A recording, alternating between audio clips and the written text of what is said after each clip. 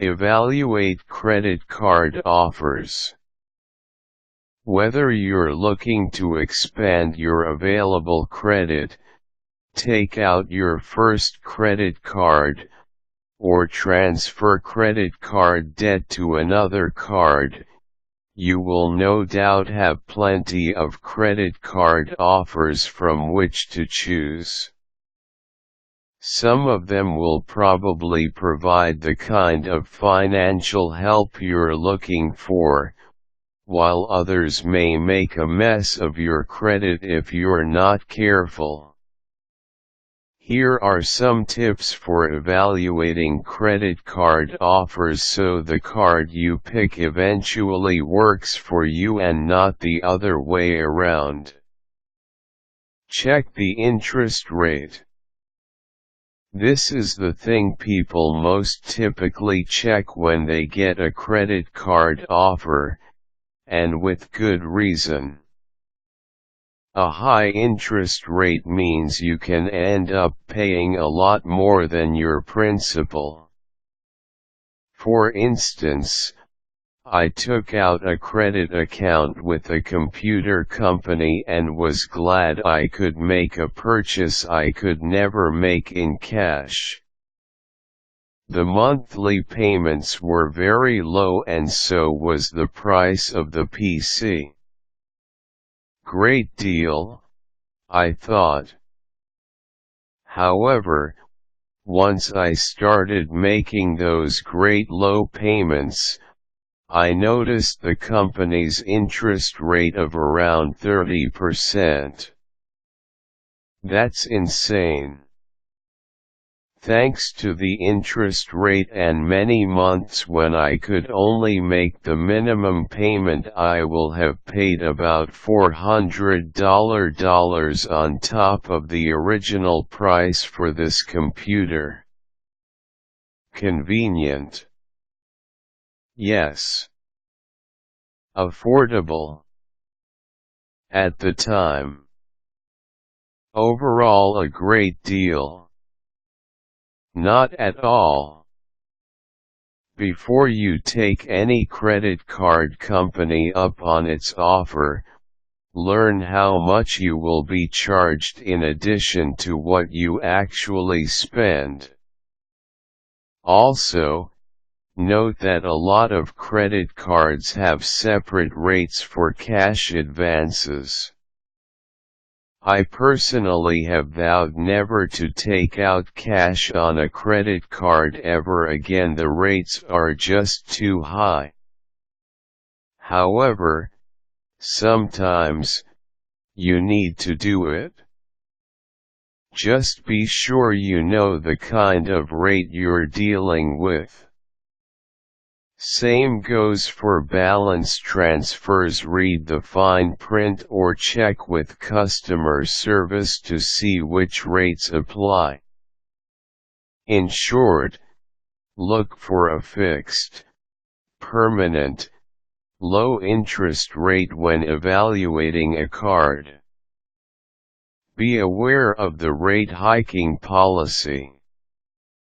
When and why does this credit card change your interest rate? Is this a special low introductory rate that gets upped in 6 months or a year? Or is it fixed? Or does it depend on your paying your bill on time every month? If the fine print regarding that question is a little too much legalese for you, give the company a call and have their customer service people help you out. You can do things to keep your interest rate low, sometimes. Other times, there's a deal in place where you will get a higher rate once a certain time frame passes. Know what you're getting into before you sign up. Check the repayment terms. As I just said, some low interest rates, even the fixed ones, will be hiked once you miss your monthly payment. Hiked a lot in some cases. Make sure you know how much missing a payment will cost you. Also, look into 2 other places where you can run into trouble: late fees and over-limit fees. These also can cost you a lot. Here's another real-life example. Like most people, I try to pay my credit cards on time, every time. But when circumstances prevent that, I have ended up paying some hefty fees for being even a day late. Instead of noticing my interest rate went up, I instead noticed a sizable late fee on my bill. In some cases, the late fee put me over my credit limit, which in turn landed me with an over-limit fee. Instead of owing $35 one month, I'd owe, say, $75. And if you're having trouble making minimum payments, it's probably not the time you can handle extra charges. I know I couldn't. Getting out of debt becomes harder as these charges add up quickly and, again, make that great credit card not so great.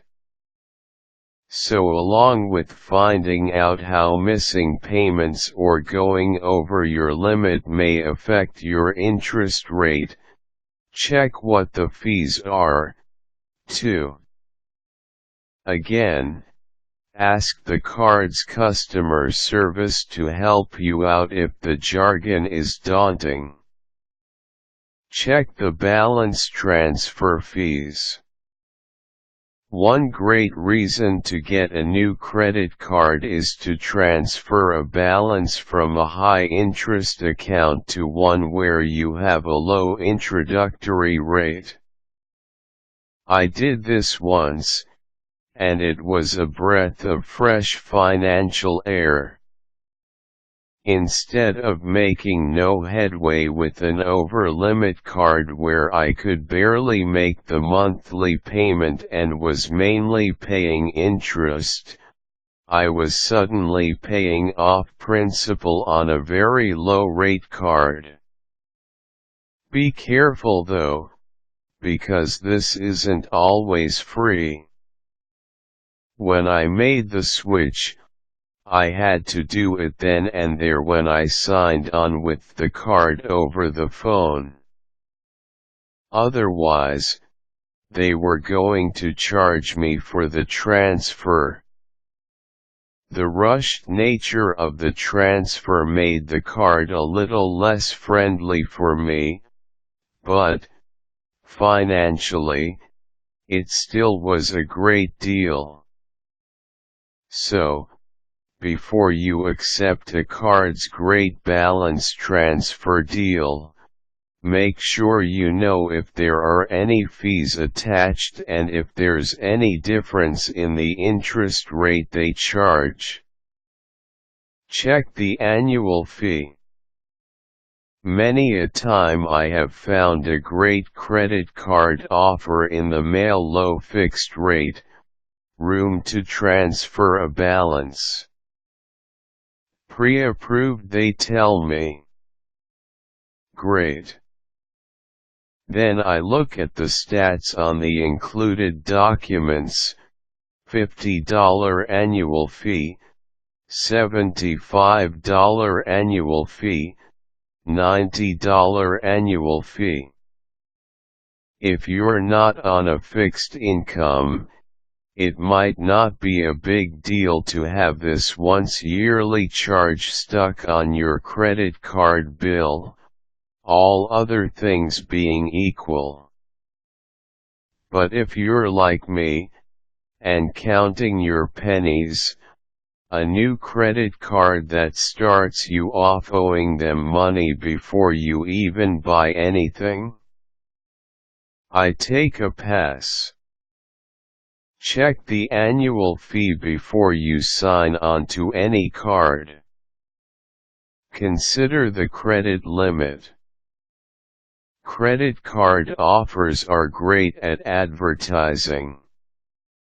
You, pre-approved customer X, could get up to $5,000 in credit. Great. Well, wait a second, what's this up to part? Not everyone who signs up for a card, even us pre-approved people, are going to get the maximum credit offered. Sometimes, if you have poor credit, you can expect the lower end of the limit spectrum. On the other hand, some credit cards might surprise you.